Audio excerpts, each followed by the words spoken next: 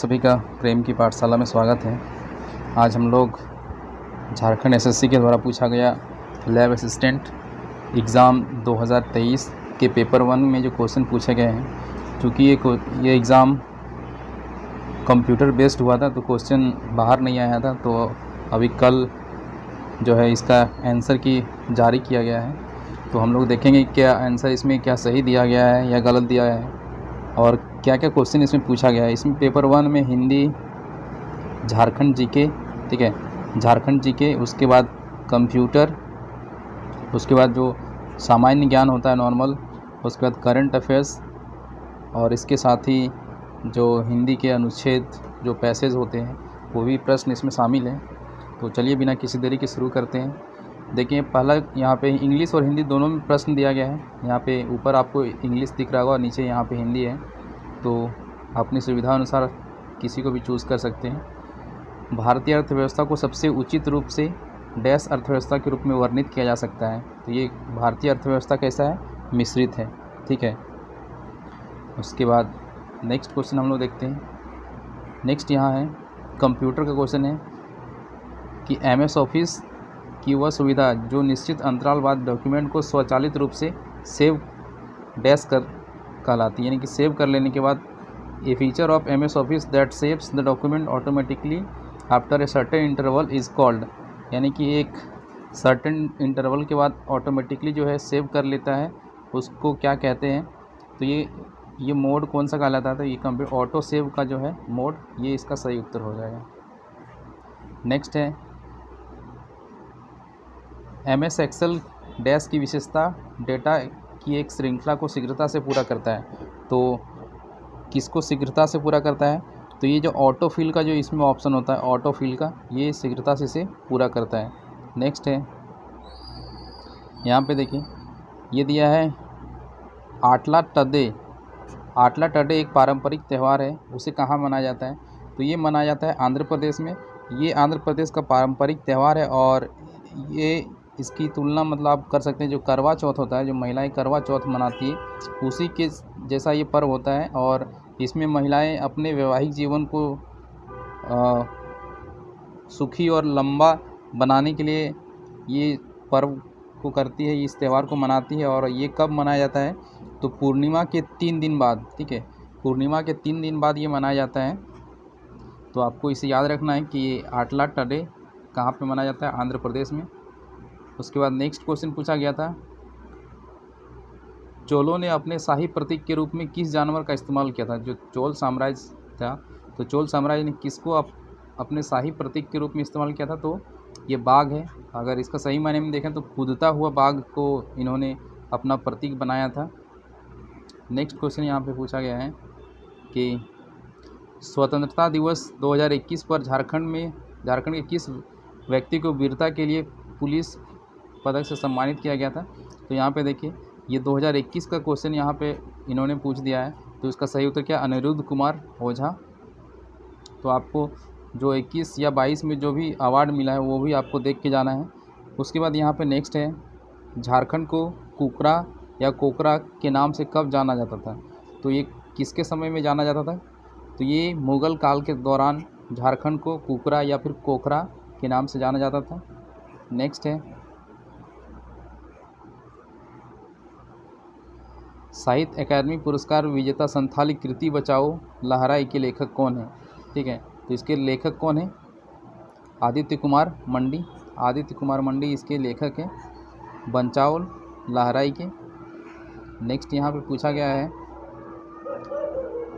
कि झारखंड में संरक्षित वनों का प्रतिशत राज्य के कुल रिकॉर्ड किए गए वन क्षेत्र का लगभग डैश प्रतिशत है। तो कितना परसेंट है? ये 81% है, ये 81% है, 81%। देखिए ये प्रोटेक्टेड फॉरेस्ट को अगर देखें तो 81% है और आरक्षित वन अगर देखें तो ये 18% है, ठीक है, आरक्षित वन 18 और संरक्षित कितना है? 81%। नेक्स्ट है किस पीढ़ी के कंप्यूटरों ने ट्रांजिस्टर के स्थान पर आईसी का उपयोग किया था? आईसी मतलब इंटीग्रेटेड सर्किट चिप। तो इसका इस्तेमाल कब हुआ था? देखिए जो पहला जनरेशन था, फर्स्ट जनरेशन में यूज़ हुआ था वैक्यूम ट्यूब, ठीक है, वैक्यूम ट्यूब यूज़ हुआ था। उसके बाद सेकेंड जनरेशन जो है, और सेकेंड जनरेशन में आपको यूज़ हुआ था,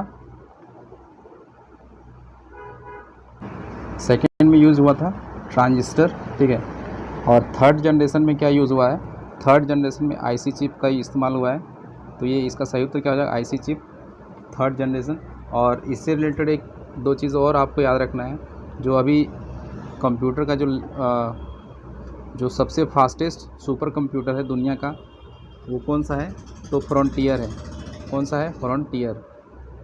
और अगर भारत की बात करें तो भारत का सबसे फास्टेस्ट सुपर कंप्यूटर क्या है लेटेस्ट में, ये कौन सा है, ये एरावत, एरावत, ठीक है। तो ये आपको याद रखना है कि एरावत भारत का सुपर कंप्यूटर है और ये फ्रंटियर जो है ये वर्ल्ड का है।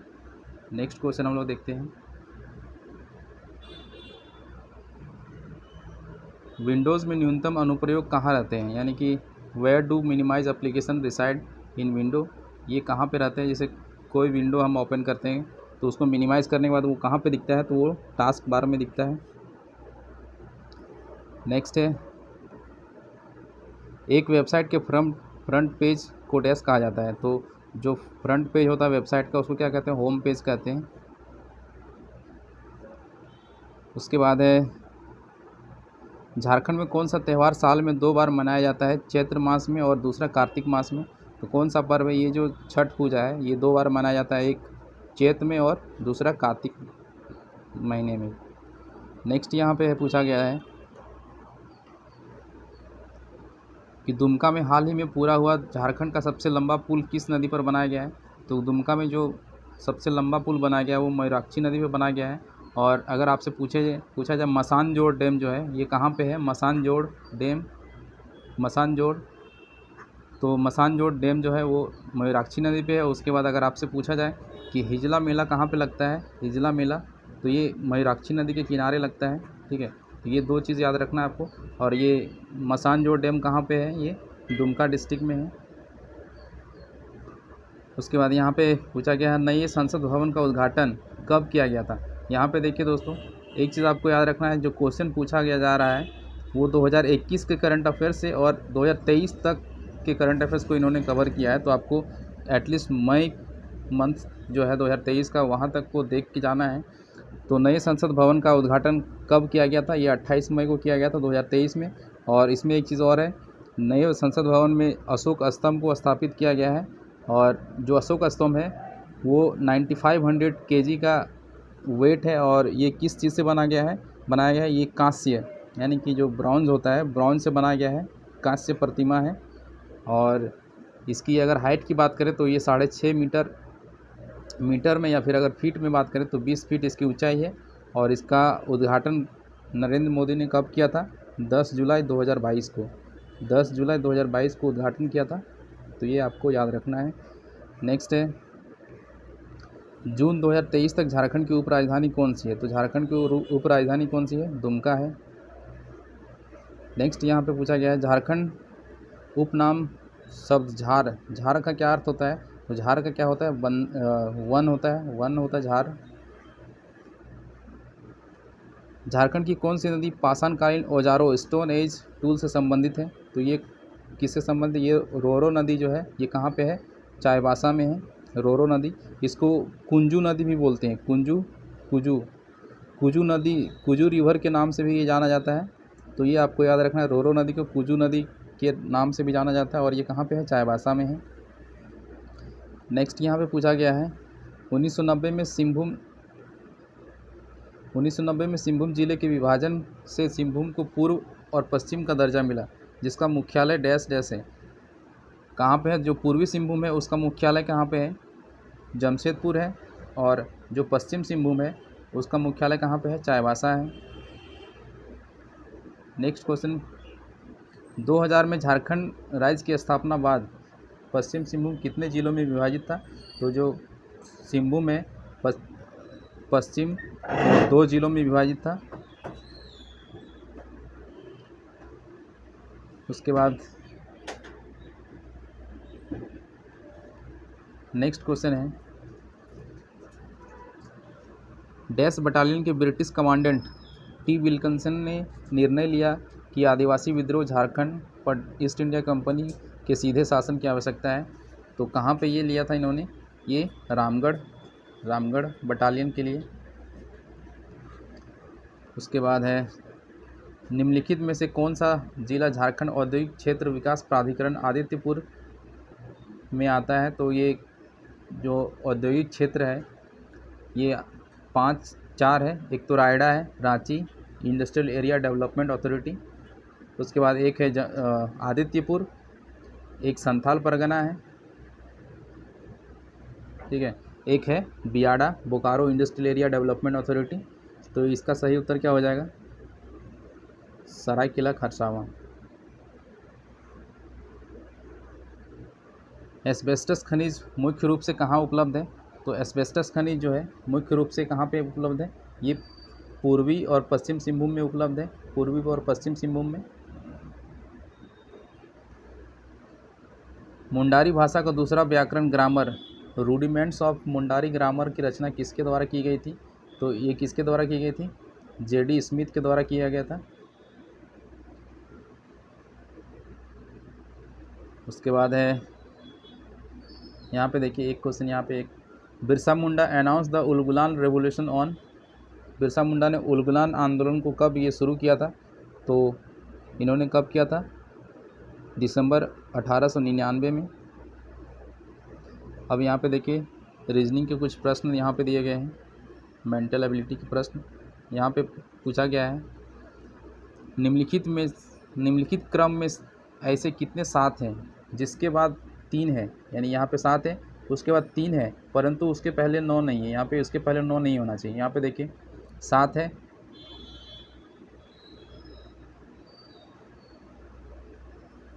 7 है, इसके बाद 9 है, तो ये एक ये हो जाएगा, सॉरी यहाँ पे 3 है, तो यहाँ पे तो इसमें तो 3 इधर नहीं, यहाँ पे 9 है, तो ये तो नहीं होगा। एक यहाँ पे है, ये 3 है, यहाँ 9 नहीं है, एक हो गया। एक यहाँ पे होगा लेकिन ये क्या है, 9 है यहाँ पे पहले, तो ये नहीं होगा। दूसरा ये हो जाएगा, ठीक है, और तीसरा हो जाएगा यहाँ पे, और ये यहाँ पे 9 है, तो ये तो नहीं होगा। तो यहाँ पे कुल कितने 7 ऐसे हैं, तो 1 2 3, तो इसका सही उत्तर क्या हो जाएगा, 3। नेक्स्ट है, यदि किसी निश्चित कोड भाषा में सिक्योर को देखिए ये लिखा गया है तो कोड के रूप में, तो सलाइन को क्या लिखा जाएगा। तो यहाँ पे देखिए इसको सीधा अपोजिट कर दिया गया, एस को पहले कर दिया गया है, लास्ट में कर दिया गया है, ई को सेकंड में कर दिया गया है। तो उसी तरह यहाँ पे क्या हो जाएगा, ई एस लास्ट फर्स्ट में है तो एस कहाँ पे लास्ट में आ जाएगा, ई लास्ट में है तो ई कहाँ जाएगा, पहले आ जाएगा, ठीक है। उसके बाद देखिए एस सेकंड, ए यहाँ पे आ जाएगा, उसके बाद एल, उसके बाद आई, उसके बाद एन। तो यह देखिए ई एन सब में है, ई एन के बाद क्या आएगा, आई, यहाँ भी आई है, एल यहाँ भी एल है, ये इसका सही उत्तर हो जाएगा। नेक्स्ट यहाँ दिया गया है प्लस का मतलब है माइनस और माइनस का मतलब है प्लस। तो यहाँ इसको सॉल्व करके बताना है कि कौन सा इसमें करेक्ट होगा। तो सबसे पहले तो आप क्या करें कि सब ऑप्शन को एक बार चेक करें। तो आपको जैसे देखिए यहाँ पे प्लस का मतलब क्या है, माइनस, यहाँ पे माइनस लगाएंगे, और माइनस का मतलब क्या है, प्लस, और भाग का मतलब क्या है, गुना है, और गुना का मतलब क्या है, भाग है। तो यहाँ पे देखिए इसको अगर सॉल्व करें तो ये 6 बार में कट जाएगा ये।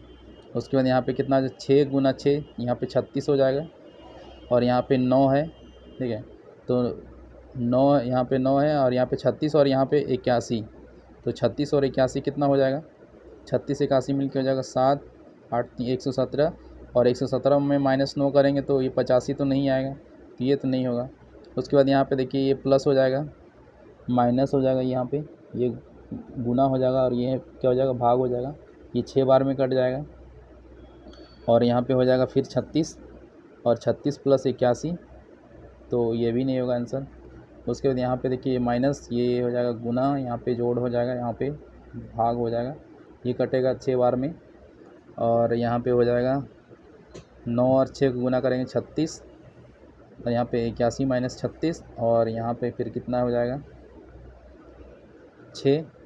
तो 81 में 6 जोड़ देंगे तो कितना हो जाएगा, 87 हो जाएगा। 87 में 36 माइनस कर देंगे कितना बचेगा 1 और यहाँ पे 5, तो ये भी आंसर नहीं होगा। लास्ट में कौन सा बच रहा है डी, तो डी इसका सही उत्तर हो जाएगा। यहाँ पे दिया गया है कि रवि अपने घर से घर के पश्चिम में 2 किलोमीटर चलता है।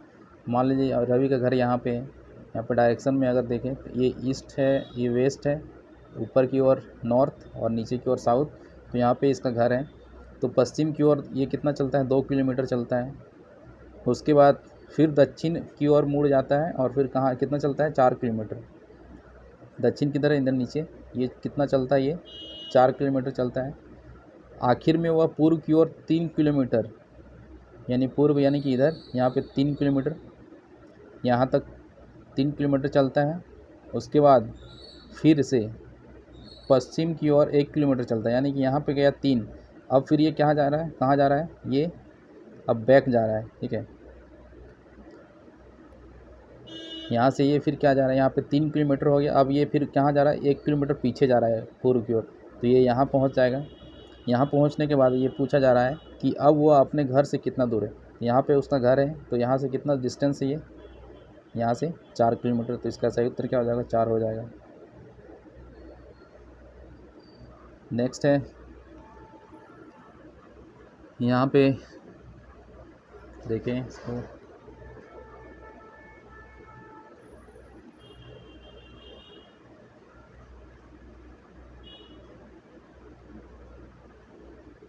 यहाँ पे दिया गया है some stones are bricks, some stones are brick, मान लीजिए ये स्टोन है, ये bricks. All bricks are flowers, तो all bricks are flower. No flower is plant, यानी कि कोई प्लांट जो है वो फूल नहीं है।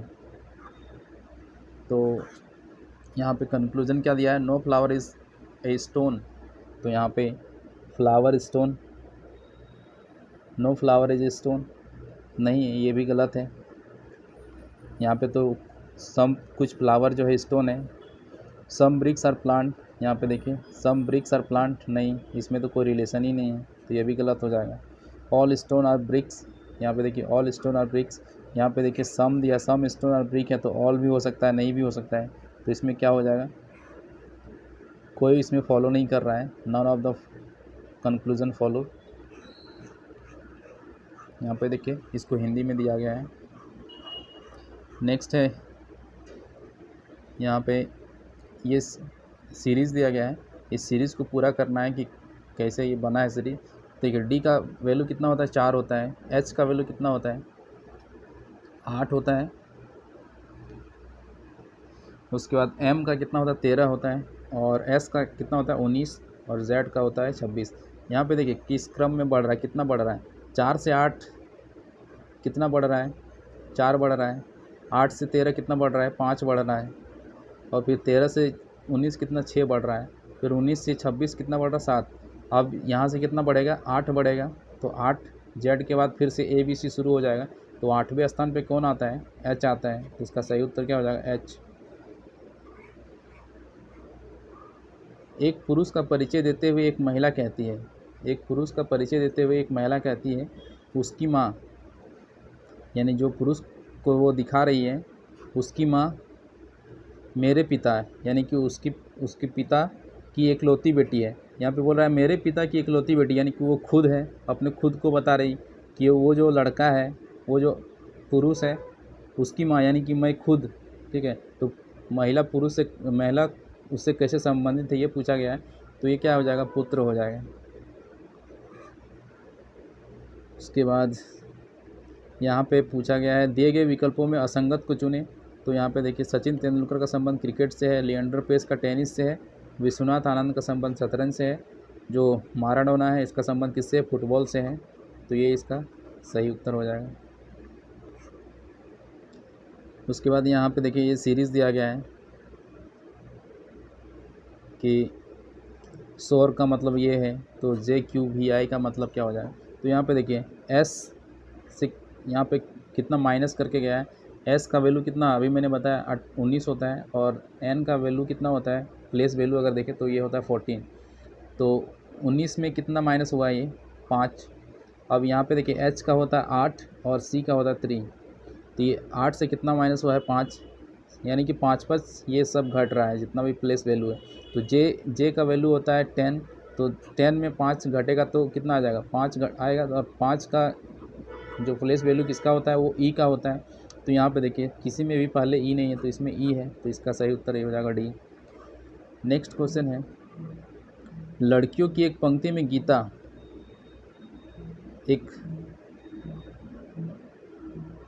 नाम की लड़की है जो बाएं से 12वें स्थान पे है, लेफ्ट से कितने स्थान पे है, 12वें स्थान पे है।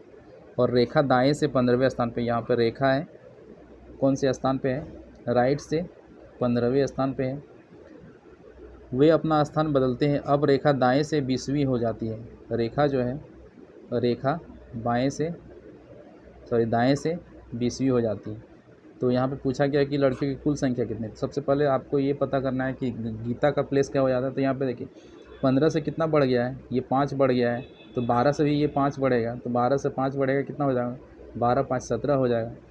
और जो टोटल संख्या निकालना होता है उसके लिए ये फॉर्मूला क्या होता है, ये आप इसको डायगोनली जोड़ देंगे और 1 से माइनस कर देंगे, यानी कि 17 + 15 फिर -1 कर देंगे। तो ये कितना हो जाएगा, 15 15 30, 2 32 -1 31। तो इसका सही उत्तर क्या हो जाएगा, 31।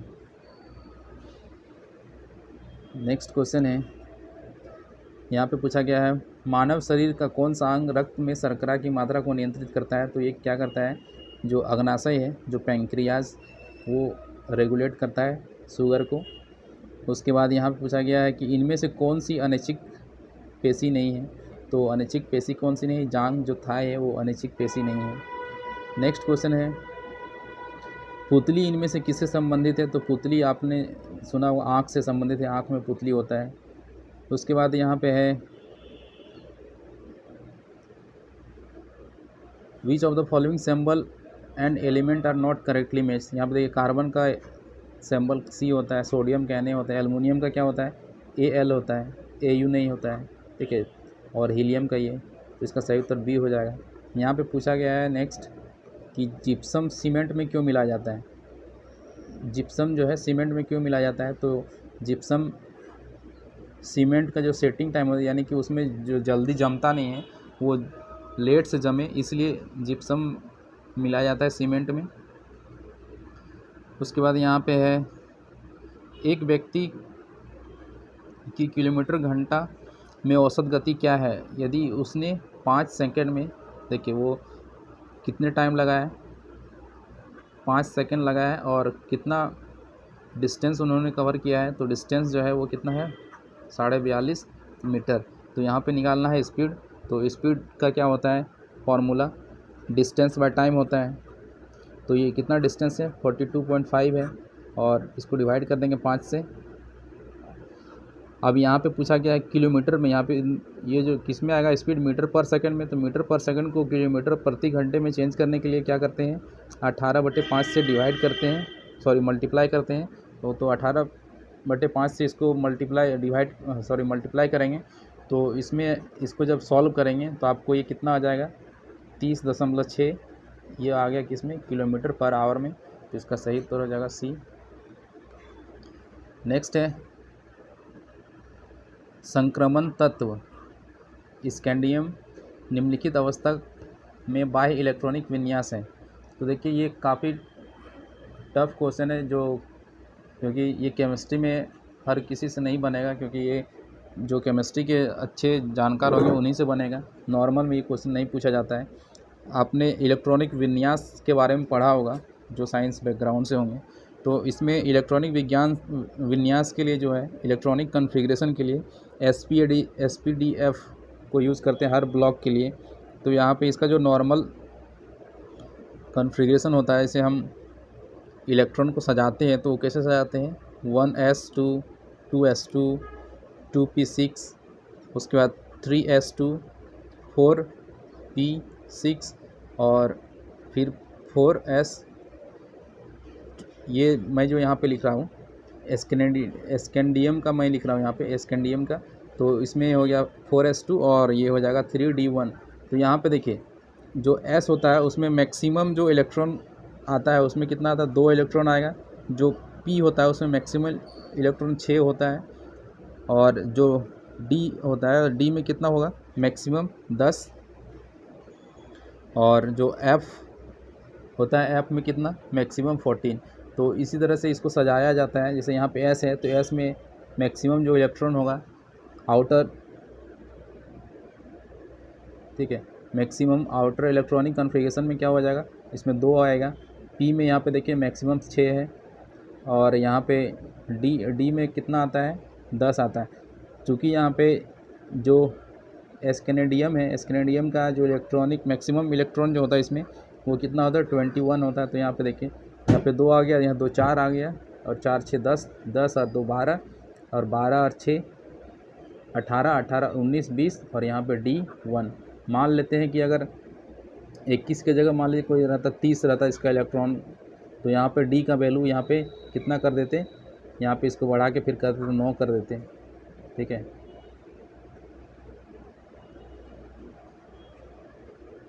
नेक्स्ट यहाँ पे हम लोग देखते हैं, डैश एक बल है जो हमेशा वस्तुओं की गति का विरोध करता है।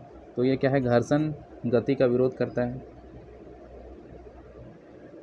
यहाँ पे पूछा गया निम्नलिखित में से कौन सा प्लास्टर ऑफ पेरिस का रासायनिक सूत्र है। तो प्लास्टर ऑफ पेरिस का रासायनिक सूत्र क्या है, CaSO4.12H2O, ठीक है। यदि प्रयास भार डैश है तो यांत्रिक लाभ इससे कम से कम 1 से कम होगा। तो यदि प्रयास भार से अधिक होगा तो क्या होगा, यांत्रिक लाभ यानी कि जो मैकेनिकल एडवांटेज होगा वो 1 से कम होगा। नेक्स्ट यहाँ पे है, किस फोल्डर में वे ईमेल संदेश होते हैं जिन्हें आपने लिखना शुरू किया था और आपने अभी तक भेजा नहीं है। तो ये क्या आता है, किस में आता है, ये ड्राफ्ट्स जो होता है, ड्राफ्ट में वो सेव होता है। उसके बाद है, 2 या 2 से अधिक डिवाइस डैश कनेक्शन में एकल लिंक को साझा करते हैं। तो एकल लिंक को किस में साझा करते हैं, ये मल्टी पॉइंट जो होता है, मल्टी पॉइंट में एकल लिंक को साझा किया जाता है। नेक्स्ट है, एक प्रयोगात्मक कंप्यूटर नेटवर्क इंटरनेट का अग्रदूत था। तो इंटरनेट का अग्रदूत क्या था, ARPANET। उसके बाद है, कौन सा सामान्य रूप बहुमानी निर्भरता पर आधारित है, ठीक है। तो ये कौन सा होगा, चौथा रूप जो सेकेंड नॉर्मल फॉर्म होता है, ये हो जाएगा इसका सही उत्तर। यहाँ पे देखिए सी प्रोग्रामिंग से भी क्वेश्चन इसमें पूछ दिया गया है। तो क्या पूछा है कि सी प्रोग्रामिंग में पॉइंटर नोटेशन के आधार पर किसी एरे में 5वें तत्व तक कैसे पहुंचा जा सकता है। तो ये डॉट, इसको ऑस्ट्रिक बोलते हैं उसमें। तो ऑस्ट्रिक एरे +5, ये इसका सही उत्तर हो जाएगा, डी। उसके बाद है, वाक्य का सही क्रम लिखिए। तो वाक्य का सही क्रम क्या है, तो इसमें क्या हो जाएगा,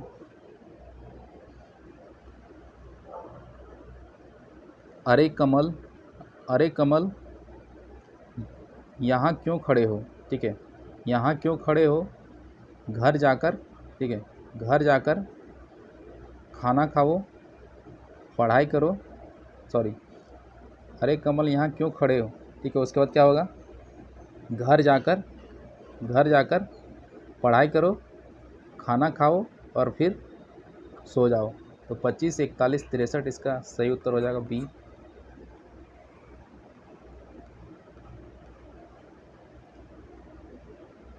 यहाँ पे देखिए पूछा गया है कि निम्न अशुद्ध वाक्य के लिए विकल्पों में से शुद्ध वाक्य को पहचानिए। तुम्हारे बोलना मेरे को पसंद नहीं है, तुम्हारा बोली मेरे को पसंद नहीं है, तुम्हारा बोलना मुझे पसंद नहीं है, तुम्हारा बोलना मेरे को पसंद ना है। तो इसमें सही क्या है, तुम्हारा बोलना मुझे पसंद नहीं, ये सही वाक्य है। नेक्स्ट,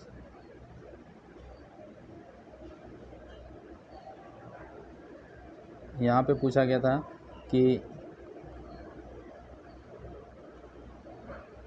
हाँ ये तो हो गया।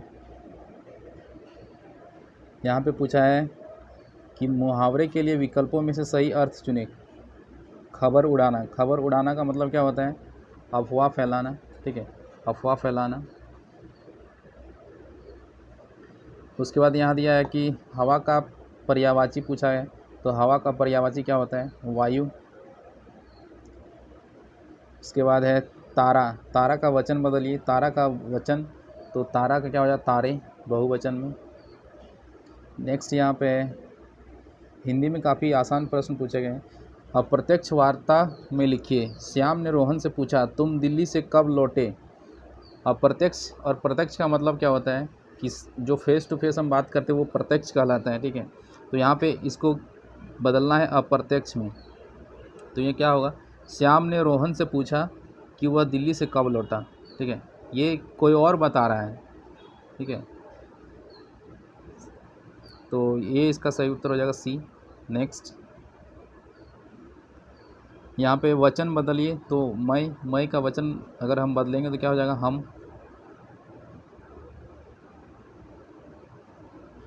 उसके बाद यहाँ पे दिया है कि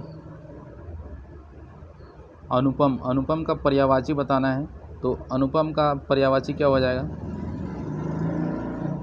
अनुपम का पर्यायवाची हो जाएगा निरुपम। इसके अलावा जो पर्यायवाची होता है अनुपम का क्या क्या और होता है, अप्रतिम भी होता है, ठीक है, अप्रतिम, अप्रतिम, और अनुपम, अनुपमय भी होता है, अनुपमय, तो ये भी पर्यायवाची इसी का होता है। नेक्स्ट अर्थ, सॉरी ये अर्थ नहीं अर्ध है, अर्ध, तत्सम शब्द के उचित विकल्प का चयन करें, तो ये क्या है, तत्सम शब्द है। अब इसका मीनिंग क्या हो जाएगा, अर्थ, अर्ध क्या होता है, आधा। उसके बाद नेक्स्ट है कुठार, ये तत्सम शब्द है, इसका विकल्प, इसके लिए क्या विकल्प हो जाएगा, ये कुल्हाड़ा। वाक्य के सही क्रम लिखिए, छोड़ दिया कि मैंने तो शिकार करना ही, शेर ने कहा, तो इसका सही विकल्प क्या क्या हो जाएगा, शेर ने कहा, शेर ने कहा कि मैंने तो शिकार करना ही छोड़ दिया, ठीक है। तो 4 2 3 1, 42 और 31, 42 31 बी। उसके बाद है प्रत्यक्ष वार्ता में लिखिए, तो प्रत्यक्ष वार्ता में क्या हो जाएगा, इसका सही उत्तर क्या हो जाएगा, मालिक ने कहा नौकर 2 लीटर, ये तो नहीं होगा, मालिक ने नौकर से कहा 2 लीटर दूध लेकर आना, ये इसका सही उत्तर हो जाएगा डी। दिए गए मुहावरे के लिए विकल्पों में सही अर्थ चुनें। चोली दामन का साथ, चोली दामन का साथ मतलब क्या होता है, ये साथ साथ रहने वाला, साथ साथ रहने वाला। नेक्स्ट यहाँ है, ये अशुद्ध वाक्य दिया गया है, इसमें शुद्ध वाक्य को पहचानना है। राणा प्रताप का घोड़ा हवा से बोल करता था, तो इसमें सही वाक्य क्या हो जाएगा, राणा प्रताप का घोड़ा हवा से बातें करता था, ये सी इसका सही आंसर हो जाएगा। नेक्स्ट है आदान, आदान का विलोम क्या हो जाएगा, आदान का विलोम क्या हो जाएगा, प्रदान।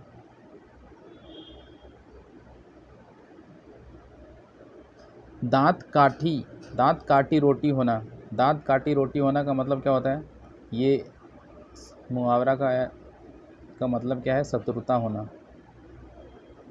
सॉरी इसका हो जाएगा गहरी मित्रता होना, गहरी मित्रता होना हो, इसका सही उत्तर हो जाएगा दांत काटी रोटी होना।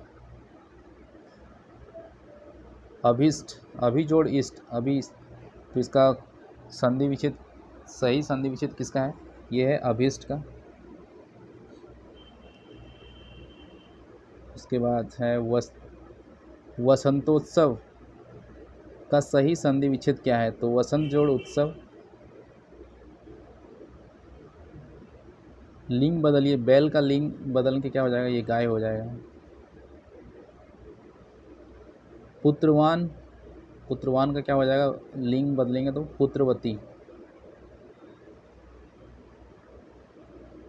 निम्न शब्दों, निम्न शब्द के विलोम के लिए दिए गए 4 विकल्पों में से उचित का विकल्प चुनिए, तो ये शुभ्र है, शुभ्र का सही विकल्प क्या हो जाएगा,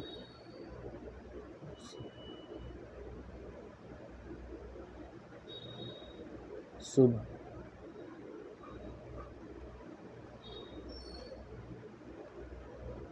यहाँ पे देखिए विलोम पूछा गया है, विलोम, तो विलोम क्या हो जाएगा इसका, कृष्ण।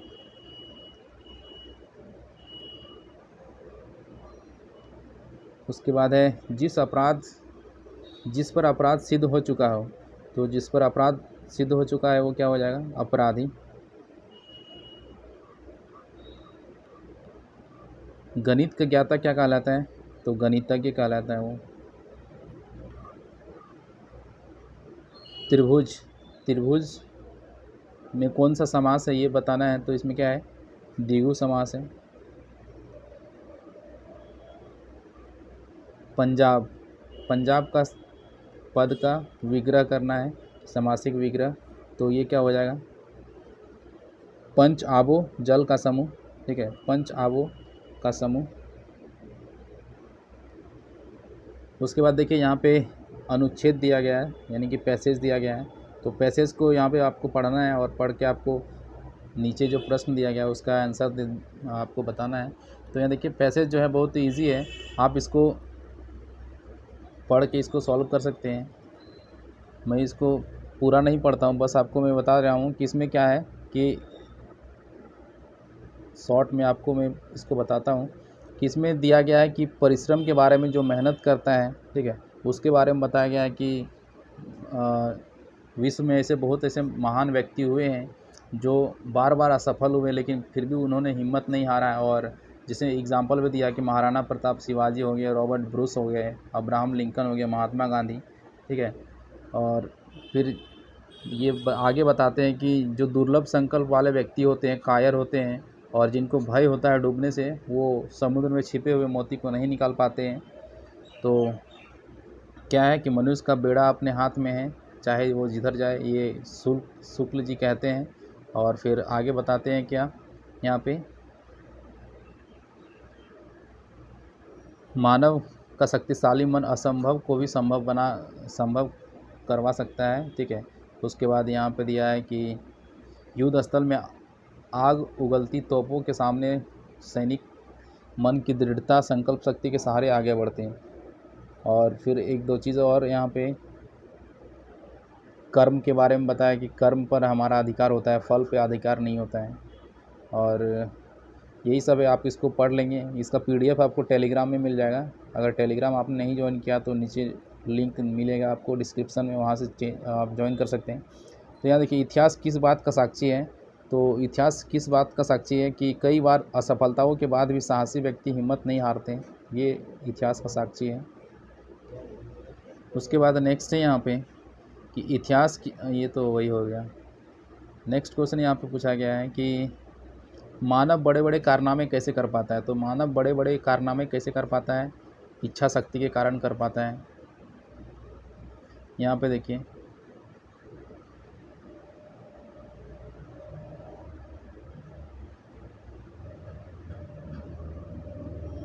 ये सारा चीज़ आपको पैसेज में मिल जाएगा। इसका सही पूरा आंसर जो है ना, आप क्वेश्चन आपको पैसेज में मिल जाएगा, आपको थोड़ा पढ़ेंगे ध्यान से। उसके बाद है बार बार असफलताओं के बाद हिम्मत ना हारने वाले महापुरुष कौन थे, तो कौन कौन से महापुरुषों का यहाँ पे जिक्र किया गया। देखिए, महाराणा प्रताप का है, शिवाजी का है, रॉबर्ट ब्रूस का है, फिर अब्राहम लिंकन का, महात्मा गांधी का है। तो ये सभी का यहाँ पे जिक्र किया गया है। उसके बाद है यहाँ नेक्स्ट है, ठीक है, ये हो गया। देखिए, समुद्र के गोद में छिपे मोती को किस प्रकार के लोग प्राप्त नहीं कर पाते हैं, तो कौन से लोग इसको प्राप्त नहीं कर पाते हैं, तो जो दुर्बल संकल्प वाला व्यक्ति होता है, जो कायर होता है, और जो भयभीत होता है, यानी कि जो डूबने से जिसको भय लगता है, तो ये क्या हो जाएगा, सभी हो जाएगा। नेक्स्ट यहाँ पे है, ये तो हो गया, जीवन में सफलता पाने के लिए किन गुणों की आवश्यकता होती है, तो जीवन में सफलता पाने के लिए क्या क्या ज़रूरत होता है, तो यहाँ पे देखिए, आत्मबल का भी ज़रूरत होता है, आत्मविश्वास का, दृढ़ता और संकल्प शक्ति, ये सभी चीज़ों का ज़रूरत होता है, और इसके द्वारा हम सफल हो जाते हैं। तो इसका सही उत्तर डी हो जाएगा। नेक्स्ट है, यहाँ पे देखिए, एक अगला पैसेज है, अगला जो अनुच्छेद दिया गया, ये जापान के बारे में दिया गया कि वहाँ पे बताया गया कि वहाँ पे नागासाकी, हिरोशिमा में बम गिराया गया था, लेकिन फिर भी उन्होंने हार नहीं माना और अपनी कर्मठता, सतत मेहनत और लगन के द्वारा अपने देश को संपन्न उन्होंने बना दिया। उसके बाद इंग्लैंड का भी इन्होंने एग्जांपल दिया कि जो सेकेंड वर्ल्ड वार हुआ था उसमें इंग्लैंड पराजय हो गया, लेकिन फिर भी वो निराशा के गर्त में नहीं डूबा और उसको एक खेल मानकर, भाग्य का खेल मानकर चुपचाप शांत होकर बैठा नहीं और जो पराजय का दंश झेल रहा है, ठीक है, उसके बाद ऐसा कुछ नहीं किया उसने क्या किया कि अपनी पराजय से सबक लिया और दुगने उत्साह और आत्मविश्वास और लगन मेहनत के साथ देश को स्वतंत्र और महान बनाया। और यहाँ पे फिर हमारे देश के बारे में बताया कि हमारा देश जो है स्वतंत्रता संग्राम भी इस बात का साक्षी है कि आशावादी दृष्टिकोण ही सफलता का द्योतक है। इसलिए मानव को क्या चाहिए कि कठिन से कठिन परिस्थिति में भी वह धैर्य का साथ न छोड़े और निराशा, उदासी और नकारात्मक दृष्टिकोण को अपने पास भटकने न दे। फिर संसार में कुछ भी असंभव नहीं है, बस क्या है, अब व्यक्ति में उत्साह, हिम्मत और आशावादी दृष्टिकोण होना चाहिए। फिर मानव को चाहिए कि हमेशा कर्मठ और मनोबल से कार्य करे, तो वह कभी भी असफलता का मुंह नहीं देखेगा। ठीक है, तो ये पैसेज है। जो पहला क्वेश्चन क्या पूछा है कि अणुबम से नष्ट होने के बाद जापान ने क्या किया, तो उसने क्या किया, हिम्मत नहीं हारा, कर्मठता भी दिखाया और लगन और मेहनत से देश को संपन्न किया। तो ये क्या हो जाएगा, विकल्पों में से सभी। उसके बाद नेक्स्ट है, यहाँ पे दिया है पराजय के बाद इंग्लैंड ने क्या किया था। तो पराजय के बाद इंग्लैंड ने क्या किया था, सबक सीखकर लगन और मेहनत उत्साह से काम किया और देश को क्या किया, महान बनाया। उसके बाद असफलता का मुंह नहीं दिखेगा, सॉरी, यहाँ पे भारत का स्वतंत्रता संग्राम किस बात का साक्षी है। तो भारत का स्वतंत्रता संग्राम जो है वो आशावादी दृष्टिकोण सफलता का साक्षी है। उसके बाद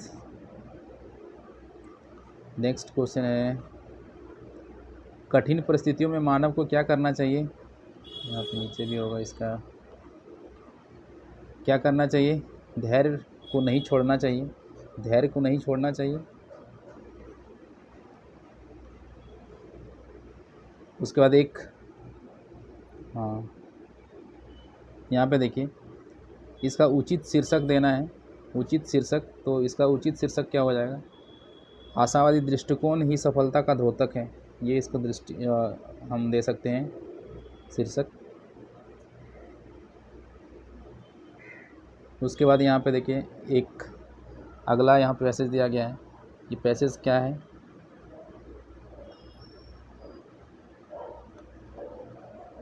हमारे देश में बहुत से भाग्यशाली बच्चे ऐसे हैं जिनके पास आगे बढ़ने का हर साधन है, लेकिन लाखों करोड़ों बच्चे ऐसे हैं जिनका बचपन उदास, हाथों में कलम दवात नहीं है, बल्कि क्या है, औजार है। विद्यालय जाना उनका सपना है। हमारे देश को आज़ाद हुए 75 साल से ज़्यादा हो चुके हैं। इन सालों में बहुत कुछ बदल गया है, लेकिन उन बच्चों के लिए कुछ नहीं बदला है जिन्हें हम बाल श्रमिक या बाल मजदूर के नाम से जानते हैं। इन बच्चों के लिए बचपन सिर्फ कमाने की उम्र है। इन्हें निर्धनता, पारिवारिक या अन्य किसी प्रकार की व्यवस्था के कारण कठिन परिस्थितियों में मजदूरी करनी पड़ती है। ऐसे बाल श्रमिक घरों, कारखानों, होटल, दुकानों, खेत खलिहानों, स्टेशन, बस अड्डों में मजदूरी करते हुए दिखाई देते हैं। इन बाल श्रमिकों की दिनचर्या अत्यंत कठोर होती है। सूर्योदय से सूर्यास्त तक ही नहीं, बल्कि इन्हें देर रात तक काम करना पड़ता है। उनके लिए न तो खाने का समय है और न ही आराम करने का। कठिन परिश्रम करने के बाद भी उन्हें दो मीठे बोल सुनने को नहीं मिलते हैं। इन्हें हर समय डांट फटकार तथा झिझकियाँ ही सुनने को मिलती है। बाल श्रमिकों का शोषण आम बात है। इन्हें अत्यधिक अस्वास्थ्यकर परिस्थिति, अमानवीय एवं क्रूर व्यवहार, अधिक घंटों तक काम और बहुत कम वेतन तथा मानसिक यातना एवं यौन शोषण सहन करना पड़ता है। अब यहाँ पे क्वेश्चन है, लाखों बच्चों का बचपन उदास क्यों है। तो लाखों बच्चों का बचपन उदास क्यों है, तो इसका उत्तर क्या हो जाएगा, पढ़ने की उम्र में धन कमाने के लिए वो क्या करते हैं, मजदूरी करते हैं। देखिए इसमें जो आंसर आपको बताना वो आपको पैसेज के हिसाब से ही बताना, अपने मन से नहीं देना। जो पैसेज में है वही आपको बताना है। बच्चे धन कमाने क्यों जाते हैं, तो गरीबी के कारण जाते हैं, धन की कमी को पूरा करने के लिए जाते हैं और परिवार की स्थिति के कारण जाते हैं। तो ये क्या हो जाएगा, सभी। उसके बाद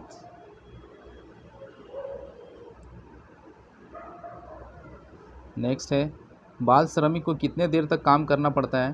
तो ये सूर्योदय से सूर्यास्त तक ही नहीं, इन्हें जो है देर रात तक भी काम करना पड़ता है।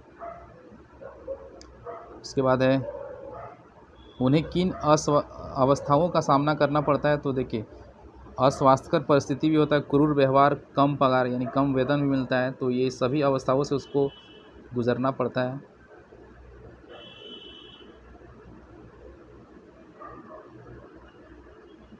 नेक्स्ट क्वेश्चन यहाँ पे है कि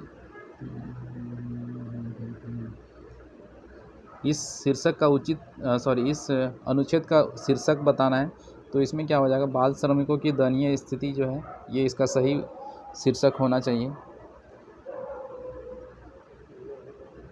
अब यहाँ पे देखिए, एक जो अगला पैसेज है, अगला अनुच्छेद है, वो क्या दिया गया है?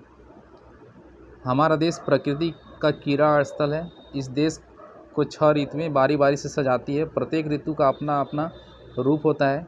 कितनी विचित्र है भारत की महिमा। विषुवत रेखा के निवासी सदैव गर्मी में झुलस झुलस कर अपना जीवन बिताता है। दूसरी ओर ध्रुववासी हिमाच्छादित रात्रियों में ठिठुर ठिठुर कर रह जाता है। पर भारत की धरा तो स्वर्ग तुल्य है, जहाँ 6 ऋतुएं बारी बारी से आती जाती रहती है। ये 6 ऋतुएं क्या क्या है? वर्षा, शरद, शिशिर, हेमंत, वसंत और ग्रीष्म। इनमें वसंत को ऋतुराज कहा जाता है। चैत्र मास में वसंत का आगमन होता है। चैत्र और वैशाख, इन 2 महीनों में वसंत ऋतु पूरे शबाब पर होती है। वसंत सौंदर्य का देवता कामदेव के पुत्र हैं। रूप के देवता कामदेव के घर पुत्रोत्पत्ति का शुभ एवं मांगलिक समाचार सुनकर प्रकृति नृत्य करने लगती है। उसका कन कन रोमांचित हो उठता है। विविध प्रकार के पुष्प उसके आभूषण होते हैं, हरियाली उसके वस्त्र होते हैं, शीतल मंद सुगंधित पवन उसकी गति और कोयल की कूक उसका स्वर बन जाता है। ऐसा प्रतीत होता है कि वह सज धज कर कामदेव के पुत्र का स्वागत कर रही हो। इस ऋतु में न अधिक गर्मी होती है, न अधिक सर्दी। वसंत के सौंदर्य की प्रतिछाया चारों ओर दृष्टिगोचर होने लगती है। अब यहाँ पे देखिए, भारत की विशेषता क्या है? तो ये क्या है? 6 ऋतुएं बारी बारी से आती रहती है, ये इसकी विशेषता है। नेक्स्ट यहाँ पे है, कौन से महीने में वसंत ऋतु आती है? तो ये कब आती है? चैत वैशाख में।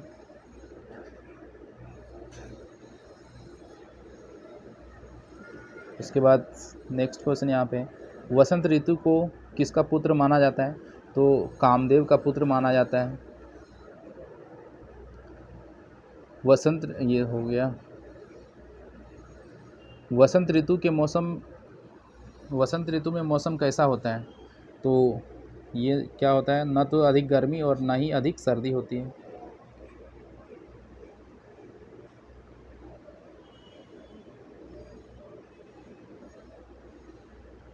अब यहाँ पे देखिए, उचित शीर्षक देना है। तो क्या? वसंत ऋतु, वसंत पंचमी, वसंत ऋतु से लाभ, वसंत ऋतु का वैभव। तो इसमें क्या दे सकते हैं? इसका जो उचित शीर्षक क्या हो सकता है? ये वसंत ऋतु भी हो सकता है या फिर वसंत ऋतु का वैभव। तो सबसे उचित क्या हो गया? वसंत ऋतु का वैभव, ये सबसे उचित लग रहा है, यही होना चाहिए इसका शीर्षक। उसके बाद अगला जो यहाँ पे अनुच्छेद दिया गया है, यह है,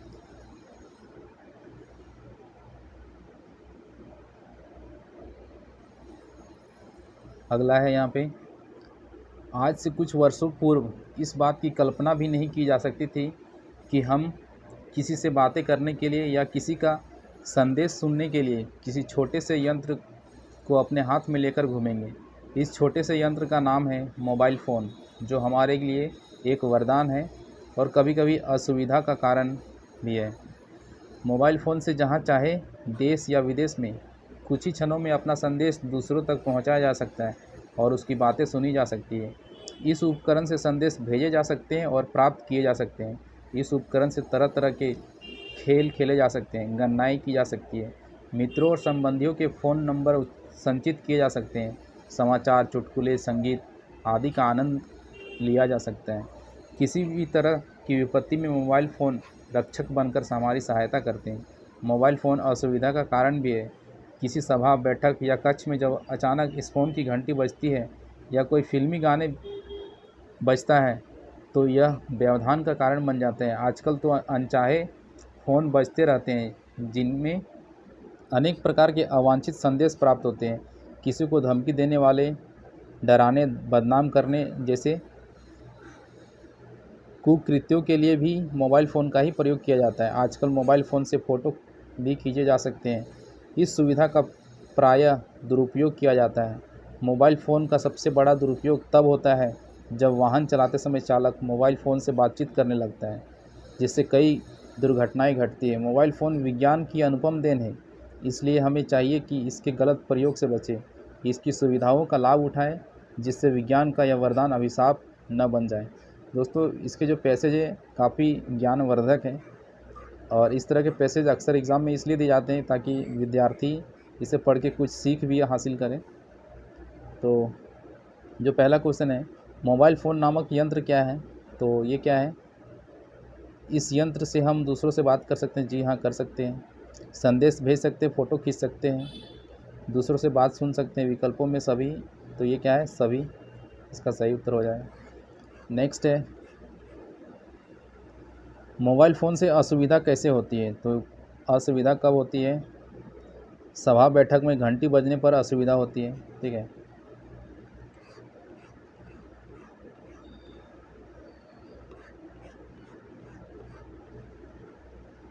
फ़ोटो खींचने की सुविधा कब अभिशाप बन जाती है? तो ये जो फ़ोटो खींचने की सुविधा है, ये कब अभिशाप बन जाती है? जब गुप्त रूप से फ़ोटो खींचकर उसका दुष्प्रयोग किया जाता है, जब गंदे चित्र खींचे जाते हैं, या फिर जब अनचाही बातों पर इसका प्रयोग होता है, या फिर किसी को डराने के लिए इसका प्रयोग किया जाता है। तो ये कब होता है? जब किसी को डराने के लिए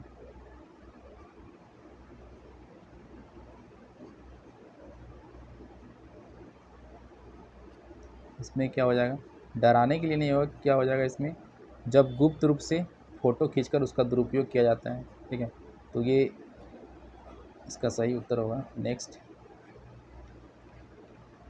मोबाइल का सबसे बड़ा उपयोगी क्या है? तो मित्र और रिश्तेदार के फ़ोन नंबर संचित किए जा सकते हैं। जी हाँ, आसानी से आप अपने साथ लिया जा सकता है। विपत्ति के समय सहायता करने के लिए किसी को बुलाया जा सकता है। ठीक है, तो सभी उपयोगिताएं हैं इसकी। और इसका जो अंतिम क्वेश्चन है वह है, मोबाइल का सबसे बड़ा उपयोग, हाँ ये तो हो गया। इस अनुच्छेद का एक उचित शीर्षक चुनिए। तो इसका उचित शीर्षक क्या हो जाएगा? मोबाइल फ़ोन कई सुविधाओं के साथ साथ, यहाँ हो जाएगा मोबाइल फ़ोन कई सुविधाओं के साथ साथ कुछ असुविधाएं भी। तो दोस्तों, इसमें कुल 100 प्रश्न थे और ये पेपर 1 लैब असिस्टेंट का जो एग्ज़ाम हुआ था उसमें पेपर 1 के ये प्रश्न थे। और इसमें एक पेपर और हुआ था जो सब्जेक्ट है बायोलॉजी से प्रश्न पूछे गए थे। तो इससे आपको काफ़ी कुछ सीखने को मिला होगा। एक तरह का आपको एक आइडिया मिल गया होगा कि आने वाला जो सीजीएल का एग्ज़ाम है वो उसमें किस तरह के प्रश्न पूछे जा सकते हैं, और हिंदी के पैसेज इसी तरह के पूछे जाएंगे। तो आई होप आपको काफ़ी कुछ सीखने को मिला होगा। अगर वीडियो अच्छा लगा तो लाइक करें और दोस्तों के साथ शेयर करें। अगर चैनल के साथ पहली बार जुड़ें तो सब्सक्राइब करना ना भूलें। साथ ही बेल आइकन को भी क्लिक करें ताकि नई वीडियो की नोटिफिकेशन सबसे पहले आपको मिले। मिलते हैं एक नई वीडियो में। और एक बात, अगर इसकी पीडीएफ चाहिए तो टेलीग्राम में आप ज्वाइन कर सकते हैं। टेलीग्राम का लिंक यहाँ पे दिया गया है डिस्क्रिप्शन में, वहाँ से आप ज्वाइन कर सकते हैं। अगर आपको लिंक ओपन नहीं होता है तो आप टेलीग्राम में प्रेम की पाठशाला से नाम से सर्च करेंगे, वहाँ से आप ज्वाइन कर सकते हैं। दोनों तरीके से आप ज्वाइन कर सकते हैं। मिलते हैं एक नए वीडियो में, तब तक के लिए धन्यवाद।